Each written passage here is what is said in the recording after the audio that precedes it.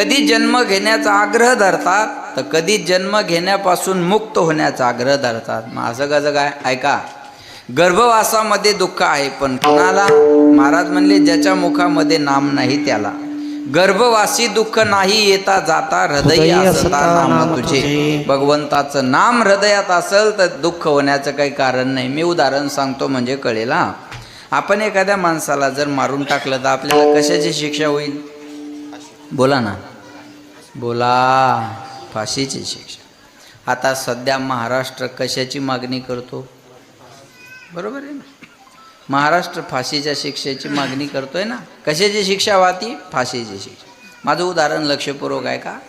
आपण एखाद्या माणसाला मारलं तर आपल्याला फाशीची शिक्षा आहे. मग फाशी देण्यासाठी मशीन असतं का माणूस असतो? बोला, माणूस. फाशी देण्यासाठी माणूस. आपण एखाद्या माणसाला मारलं तर आपल्याला फाशीची शिक्षा आहे. फाशी देणारा रोज माणसं मारतो, त्याला पगार आहे. माणूस मारल्याची शिक्षा जर संविधानात एकच असेल, बरोबर आहे ना, कायद्याच्या नियमाप्रमाणे, मग आम्ही माणूस मारला तर आम्हाला फाशीची शिक्षा आहे ना. मग फाशी देणाऱ्या जनावर थोडी मारलं, माणूसच मारला ना. हे काय पुराणातलं नाही, हे काय थोतांड नाही, ही आजची रियालिटी आहे. एका संविधानानं चालणाऱ्या देशामध्ये असे वेगळे वेगळे बोडके साहेब न्याय का असावे? बरोबर आहे ना. माणूस मारल्याची शिक्षा जर फाशी आहे तर त्याने माणूस मारला, त्याला पगार काय? त्याचं उदाहरण सांगतो आहे का? आपण माणूस मारला सरकारच्या इच्छेविरोधात आणि आपल्या मनाप्रमाणे, आणि त्याने माणूस मारला सरकारच्या इच्छेमुळं आणि त्याचं काम म्हणून. त्याच्या इच्छेनं जर असेल तर त्याची पगार असते, आणि आपल्या इच्छेनं त्यांच्या विरोधात असेल तर त्याची सजा असते. तसं देवा, आम्ही जे चाललेलो आहे ते तुझ्या इच्छेने चाललेलो आहे. सरकारच्या इच्छेवरून जर आम्ही गर्भवासात येत असेल तर आम्हाला सुखानं गर्भवासात घातलं पाहिजे. तुका म्हणे गर्भवासी सुखे घालावे, सुखाने आम्हाला गर्भवासात घाल देवा. असा एक अर्थ घ्या, किंवा दुसरा अर्थ असा घ्या, पुढं जर मोठं सुख दिसत असेल तर छोटं दुःख माणूस आनंदानं सहन करायला तयार होत असतो. माया हो, बोला. चोरी होणं चांगलं का वाईट? बोला ना. महिला मंडळ, तुमचा 5वा हप्ता पडला नाही का अजून? तुम्ही एवढ्या टेन्शनमध्ये का बसलात बुवा? अहो, तुम्हाला बिळा शाळेचं तोंड पाहण्याची पगार सुरू झाली. काय पुण्यवान आहात तुम्ही. पोरं मरायला लागले अभ्यास करू करू महाराज. यानं अहो या नुसत्या अंगठ्यावर 1,500 आणायल्या त्या. बरोबर आहे ना. टेन्शन घेऊन काय बसलात? बोला माया. चोरी होणं चांगलं का वाईट? वाईट. आता चोरी चांगली कशी असते तुमच्या समोर आणून देतो. एका चोरानं एका घरून चोरी केली, तिथून त्याला 10,000 रुपये मिळाले. पहिल्या घरून चोरी केली विठ्ठल महाराज, 10,000 रुपये मिळाले. 10,000 समाधान झालं नाही, मग त्यानं दुसरं घर फोडलं, दुसऱ्या घरून त्याला 5,000 रुपये मिळाले. पहिल्या घरून किती मिळाले? 10, आणि दुसऱ्या घरून 5. असं बोलत चला, आपण मास्तरसारखं विद्यार्थ्यासारखं बोललं तर हे माझं बोलणं तुम्हाला लवकर कळेल. पहिल्या घरून मिळाले 10, दुसऱ्या घरून मिळाले 5. पण ते दुसरं घर फोडताना त्या घरातल्या माणसाला जाग आली, आणि या चोराला कळलं कोणीतरी जागा झालं, म्हणजे जेवढ्या लवकर पळता येईल तेवढ्या लवकर तिथून ते पळून गेलं. आता हा माणूस उठला, पाहत होतं काय, रात्रीच 5,000 रुपये घरात कपाटात आणून ठेवले होते, आणि चोरानं कपाट तोडलं आणि चोर घेऊन गेला. रडत बसला. आता काय करावं? तेवढ्यात एका गाठोड्याकडे लक्ष गेलं. कशाचं गाठोडं आहे म्हणून पाहावं, झालं असं, चोरानं मागच्या घरून आणलेलं 10,000चं गाठोडं गडबडीत तिथं विसरलं आणि 5 घेऊन पळून गेला. आता चोरी होणं चांगलं का वाईट? बोला ना. गेले किती? 1,000? 5. आणि मिळाले किती? फायदा कितीचा? रोज हो द्या ना. एका चोरी मागं जर 5,000चा फायदा असेल तर चांगली आहे ना चोरी. चोरी सुद्धा चांगली आहे, लक्षात ठेवा. चोरी सुद्धा चांगली आहे महाराज. तसं गर्भवासाचं दुःख जर मानलं तर 9 महिने 9 दिवसाचं, पण आयुष्यभर जर तुझं भजन करायला मिळत असेल ना तर तेवढं मी आनंदानं सहन करायला तयार आहे. तुका म्हणे गर्भवासी सुखे घालावे आम्हास. सुखाने आम्हाला गर्भवासात घाल देवा. काहींच्या पदरात आमदार होऊन सुद्धा एवढं प्रेम नाही, तुम्ही न आमदार असताना सुद्धा लोकांच्या मनातले आमदारच आहात महाराज. सुखानं मी सहन करायला तयार आहे. एवढं प्रेम जर मिळत असेल तर मला त्या पदाची गरज काय? अरे पद म्हणजे काय? पद म्हणजे जनतेचं प्रेम, दुसरं काय?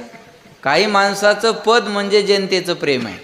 आणि हे बघा, हे पद येतील जातील, पण जनतेच्या मनातलं पद कधीच जात नाही महाराज. हे अटळ आहे, नाढळ आहे. हे फार महत्वाचं आहे, लक्षात ठेवा. मग तुम्हाला मानणारा समाज पदाचा नाही साहेब, तुमच्यावर अंतःकरणातून प्रेम करणार आहे. विठाला विठाला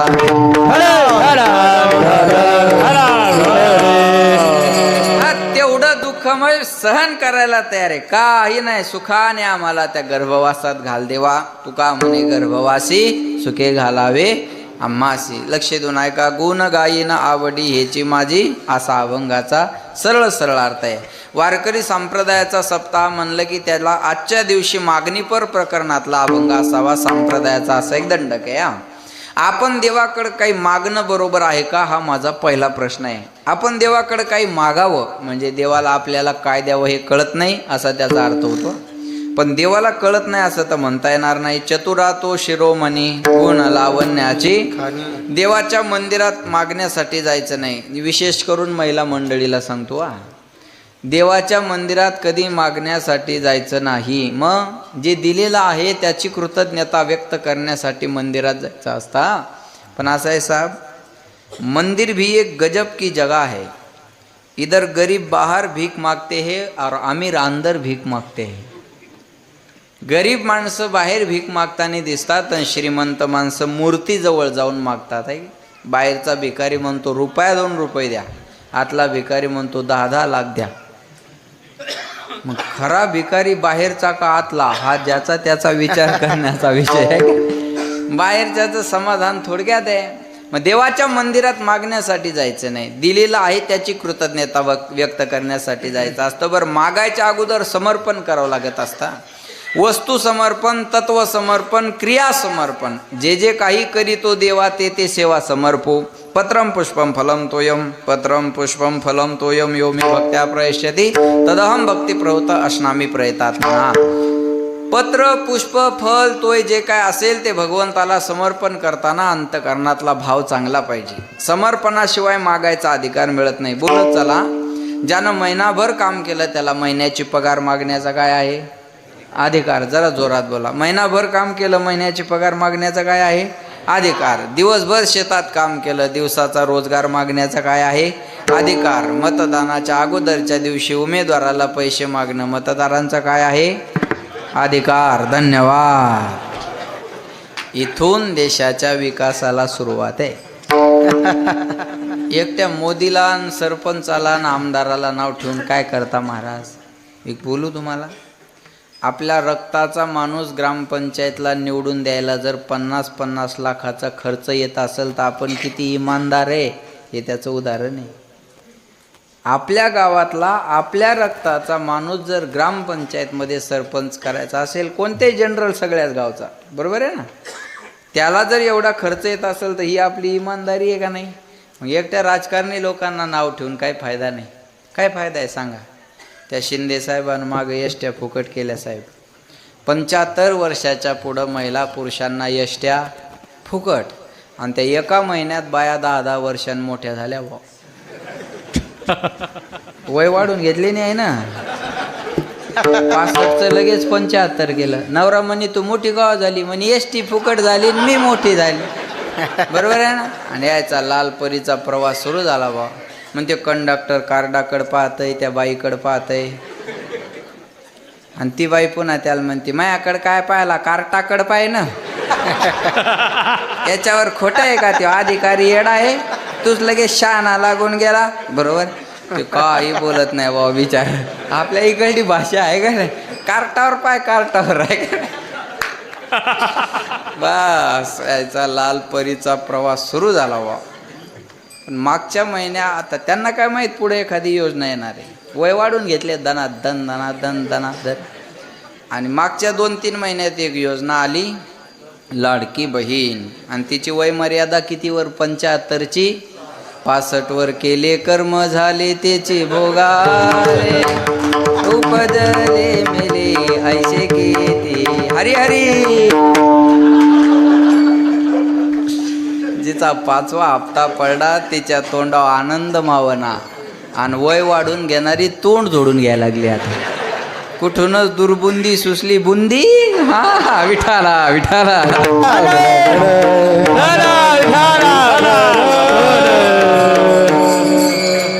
साहेब आमच्या गावातल्या एका बाईनं दोन्ही योजनेचा लाभ घेतला. नाव सांगत नाही, आमचे लय पाहुणे या गावात.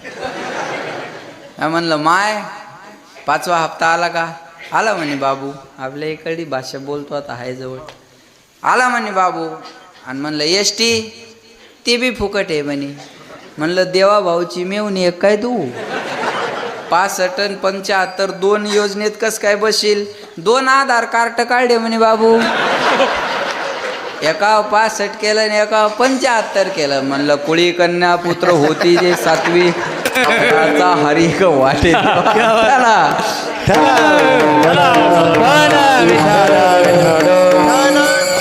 इथून विकासाला सुरुवात आहे. माझं बोलणं कळलं ना तुम्हाला? इथून विकासाला सुरुवात आहे. महाराज काय करता कोणाला नाव ठेवून? सगळ्या सिस्टमचा विचार केला तर गोलमाल आहे बाई, सब गोलमाल आहे. लक्षात ठेवा. चला मी जास्त तिकडे जाणार नाही, मी काही राजकारणी नाही, मला माझा विषय समजून आहे. समर्पणाशिवाय अधिकार मिळत नाही. बरोबर आहे ना? या विधानसभेच्या टायमाला मी मतदान केंद्रात गेलो आणि माझ्यासमोर एक मतदान केंद्रात त्या EVM मशीन जवळ उभं राहिलं. बराच वेळ उभं राहिलं आणि मी आपला माग उभं. अहो म्हणलं करा ना मतदान, किती वेळ उभं राहता? तो म्हणे करायचं आहे हो. अहो म्हणलं मग करत का नाही? म्हणे रात्री कुणी पाजली त्याचं नावच आठवलं. इथून सुरुवात आहे वा. विठाला विठाला. समर्पणाशिवाय हे बघा मतदान आहे ना, ते दानच करा. कुणालाही करा पण ते दान करा. तुम्ही पैसे न घेता मतदान केलं ना, तो माणूस 5 वर्ष तुमच्या ऋणात राहतो. 5 वर्ष बरं का. अरे या लोकांनी मला काहीच त्रास दिला नाही, यांनी मागू द्या मला काम, मी द्यायला तयार आहे. आणि ज्याने पैसे घेऊन मतदान केलं ना, हे आमदार लोक त्याला म्हणतात त्या गावाचं माणसं आहेत म्हणतात अरे पहिल्याने तात्याचं लिहून घे नाव आहे साहेबाचं. आणि ते उठून गेलं म्हणतात कट कर त्याचं पहिल्याने पण हे असं असं असं असं आहे. विठाला विठाला. ते PM म्हणतो साहेब अहो तुम्हीच लिहायला सांगितलं. अरे मूर्खात आहे ना, आपल्याला निवडणुकीच्या टायमाला लय घातलं असं. बरोबर आहे ना? ध्यानात राहत नाही. समर्पण करावं लागेल. समर्पणाशिवाय अधिकार मिळत नाही. साहेबांना बोलता बोलता बोलून गेले. मतदारसंघातलं सगळ्यात लाडकं गाव जर कोणतं असेल माझं तर पळसखेड आहे. हे माझंच गाव आहे म्हणले. काय म्हणले? हे त्यांचे शब्द आहे. मी काय तोंडावर खोटा कसा बोलल? तसं माघारी बी बोलत नाही म्हणा, पण सांगायला लागलो. बरोबर आहे का नाही? हे माझंच गाव आहे म्हणले. मग सोपं आहे का असं म्हणले? तुमचं समर्पण तसं आहे. तुमच्या समर्पणामुळं त्यांच्या तोंडातून तुमच्या गावाबद्दल हे शब्द निघाले. महाराज अंतकरणातून प्रेम केलं ना, give the respect take the respect.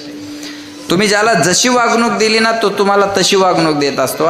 हे बघा लक्षात ठेवा. प्रेम द्यायला शिका, ते यायला वेळ लागत नाही.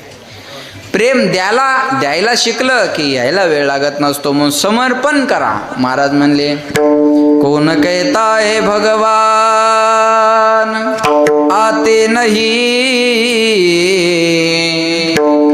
द्रौपदी की तरह हम बुलाते नहीं. कौन कहता है भगवान सोते नहीं,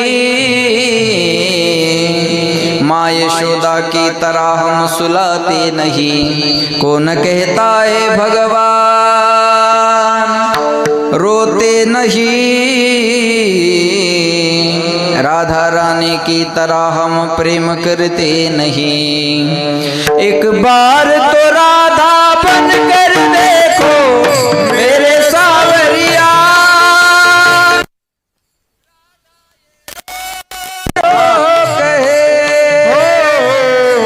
एक बार तो राधा बन कर देखो मेरी सावरिया.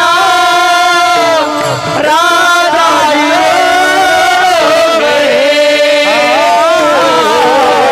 होते आंसू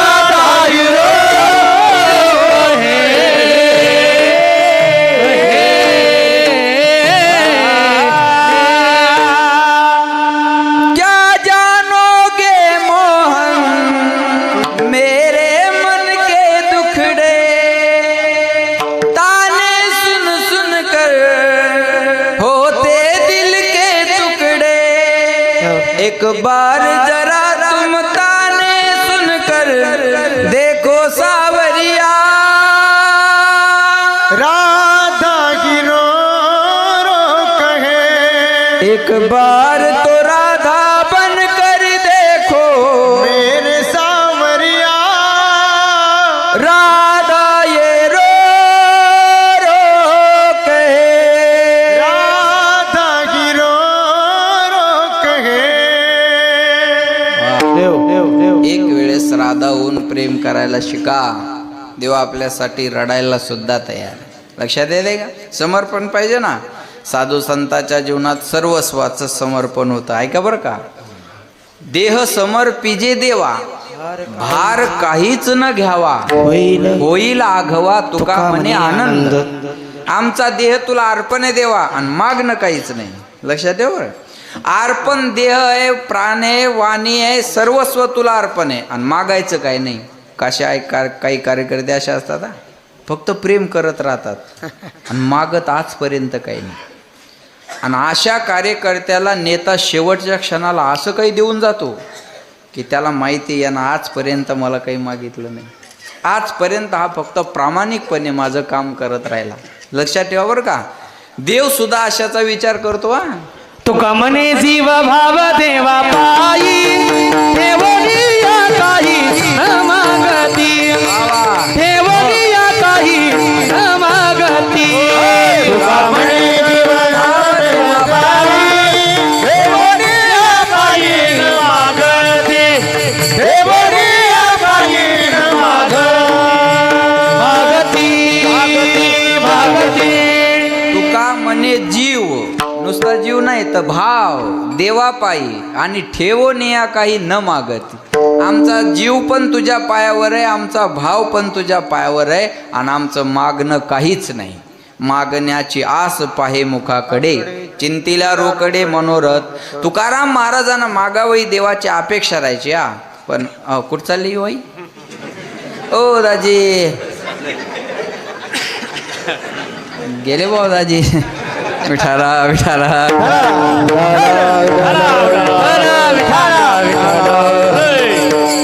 आमचं सर्वस्व तुला अर्पण आहे, आणि मागणं काही नाही. मग महाराज लक्ष द्या, देवाला वाटायचं तुकाराम महाराजानं मला काहीतरी मागावं. महाराज म्हणले देवा, काही मागणे हे आम्हा अनुचित, वडिलाची रीत जाणत सो. आमच्या वडिलाची रीत मागण्याची नाही. मग तुमच्या वडिलाची रीत मागण्याची नाही तर तुम्ही मागता का? तर काही मागणे हे आम्हा अनुचित, आणि काही मागणे हे आम्हा उचित. काही मागणं अनुचित असतं, काही मागणं उचित असतं. साहेब आमच्या गावाला सभा मंडप नाही, दिला. साहेब आमच्या गावात रोड नाही, दिला. साहेब आमच्या गावात क्रीडांगण नाही, दिलं. साहेब आमच्या गावाला नदी नाही. हे मागणं बी उचित नाही, आणि हे देतो म्हणणं बी उचित नाही. नदी कशी देणार आता सांगा? हे सोपं. उचित मागणं असेल तर दिलं जाईल ना. उचित मागणं असेल तर दिल्या जातं ना, अनुचित मागणं असेल तर नाही म्हणता येतं. उचित आणि अनुचित सांगतो हा. बोला, बायकोनं नवऱ्याकडं साडी मागावी, हा तिचा मागण्याचा काय आहे? अधिकार आहे. आणि नवऱ्याचं देणं काय आहे? कर्तव्य आहे. याच्यापेक्षा पुढचं बोलू. बायको अशी असावी, तिनं नवऱ्याला कधीच काही मागू नये. पण नवरा असा असावा, बायकोला काही मागण्याची वेळच येऊ देऊ नये. बरोबर आहे ना? याला म्हणतात संसार. आपल्या संसारात असं नाही. आपल्या संसारात वर्षभर मजा. नवीन नवीन लग्न झालं की नवऱ्यानं बोलायचं आणि बायकोनं ऐकायचं. किती दिवस? वर्ष दीड वर्ष. दीड वर्षात एखादा मुलगा मुलगी झालं की पॅटर्न बदलतं. मग बायकोनं बोलायचं आणि नवऱ्यानं ऐकायचं. आणखी एखादं झालं की दोघांना बोलायचं आणि पळसखेड्यानं ऐकायचं. बस, संसाराचं स्वरूपच असं. जे प्रेम सुरुवातीला आहे ते नंतर राहत नाही. नवीन लग्न झालेलं जर एखाद्या ब्रह्मचार्याने पाहिलं ना, तर त्याला असं वाटतं मी कधी या यज्ञकुंडात उडी मारतो काय माहिती. नवीन लग्न झाल्यावर ती हिरवळ फार मस्त असते बरं का. हो, नवीन लग्न झाल्यावर ती मजाच वेगळी. ते लाजणं, मुरडणं, नसल येत तरी स्टँडर्ड बोलायचे प्रयत्न करणं, की तिच्यावर इम्प्रेशन पडलं पाहिजे बा. बरोबर आहे ना? मग नवीन लग्न झालं की नवरदेवाला या नवरीला विचारा, दादा दिसत नाहीत, ती लगेच सांगणार नाही. लाजणार, मुरडणार. पदराला थोड्या अशा पिळ्या घालणार, अंगठ्यानं जमीन उकरणार, असं नवीन नवीन नवीन नवीन आहे का नाही. आणि मग म्हणणार ते ना तिकडं सप्ताहाकडे गेले असतील, असं छान सांगते. ह्याला म्हणावं वहिनी दिसत नाही पहिल्याने असता तिकडं मंदिराकडे गेले असन कीर्तनाला. 4-6 महिने झाल्यावर हिला म्हणावं दादा दिसत नाहीत, गेला असन बोंबलत कुठं. असंच असतं, गेला असन बोंबलत कुठं. मग ह्याला म्हणावं अहो वहिनी दिसत नाही, तिचा का मालक आहे का ती विचारून जाते.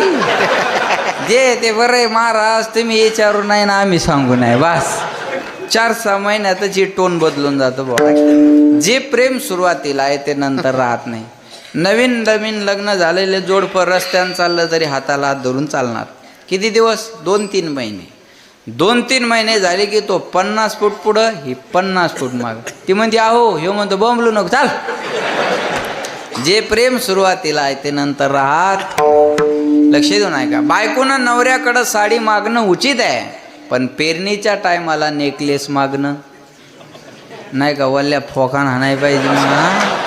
पेरणीच्या टायमाला केलेले दागिने गहाण ठेवावं लागतात आहे का नाही. ही शेतकऱ्याच्या घरची परिस्थिती आहे. साडी मागणं उचित आहे, पेरणीला सोनं मागणं अनुचित आहे. बरोबर आहे ना. पेरणीला सोनं मागणं उचित अनुचित सांगतो. पावसाळ्याचे दिवस होते, विठ्ठल महाराज आणि एक बाई स्टेशनरीच्या दुकानावर गेली आणि त्या दुकानदाराला म्हणे दादा छत्री आहे का. दुकानदार म्हणे आहे ना ताई. केवढ्याची आहे.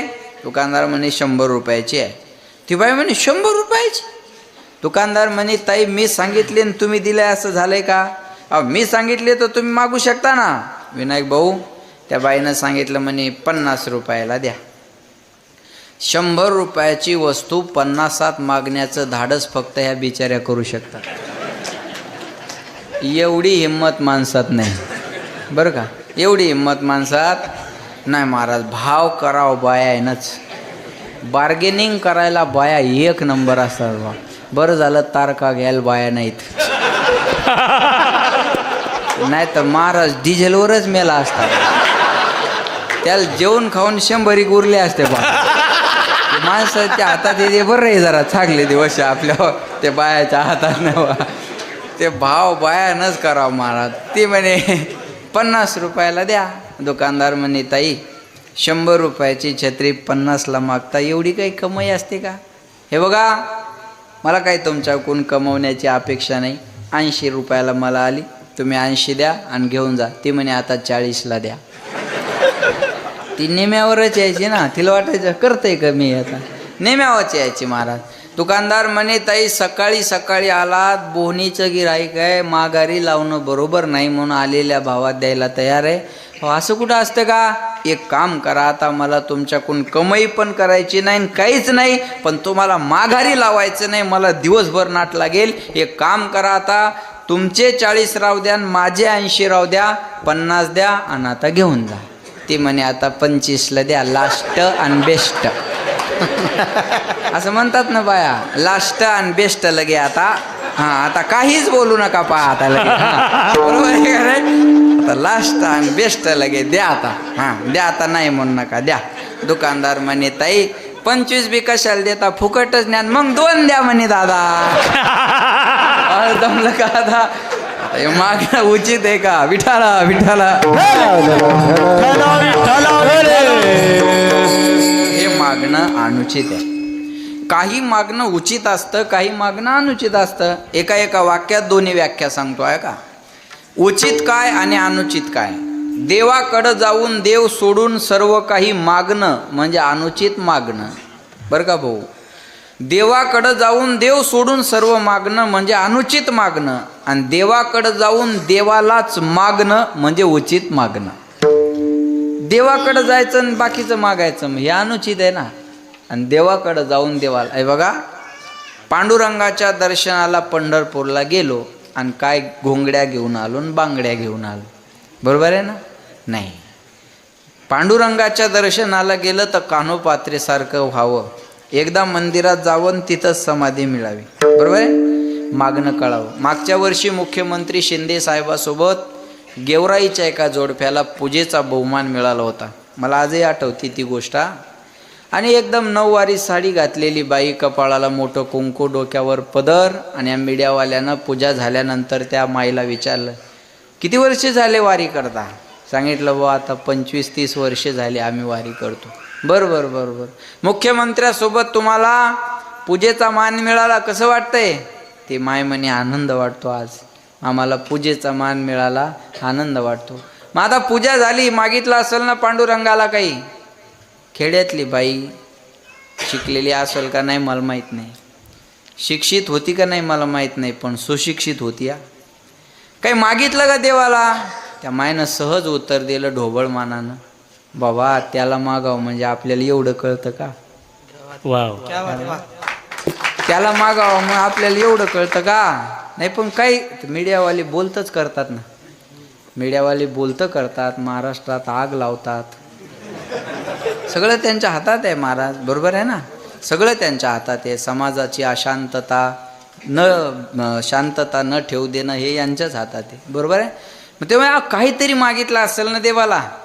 काहीच बोलली नाही म्हातारी. आजी तुम्हाला विचारतोय, काहीतरी मागितलं असेल ना पांडुरंगाला? बराच वेळ विचारल्यावर ती माय म्हणे, हा मागितलं ना. मग उत्सुकता निर्माण झाली. न बोलणारी म्हातारीनं नेमकं काय मागितलं असं? बाबा काय मागितलं मग पांडुरंगाला? जसं तुम्ही आता लक्ष देऊन ऐकत होते ना, तसं मी पण ऐकत होते बातमी. काय मागितलं असेल या म्हातारीने? काय मागितलं पांडुरंगाला? माय पूजेचा मान मिळाला, पूजा करायला मिळाली. पांडुरंगाला काय मागितलं? त्या मायनं सांगितलं, म्हणे दादा पांडुरंगाला एकच मागितलं, बाबा माझे पाय तेवढे चांगले ठेव म्हणजे दरवर्षी चालत वारीला येता येईल. त्याला म्हणतात उचित मागणं. बस तुझी वारी करता यावी एवढे पाय चांगले ठेव, बाकी मला काही नको, बाकी मला काही नको. याला म्हणतात उचित मागणं. देवाकडं जाऊन देवाला मागावं याला म्हणतात उचित मागणं, आणि देवाकडं जाऊन बाकीचं काही मागणं याला म्हणतात अनुचित मागणं. आणि बराच वेळ झाले देवा तू मागा मागा म्हणायला लागला, तुला द्यायचं असेल तर हेच दे. अभंगाच्या पहिल्या चरणात हेच दान देगा देवा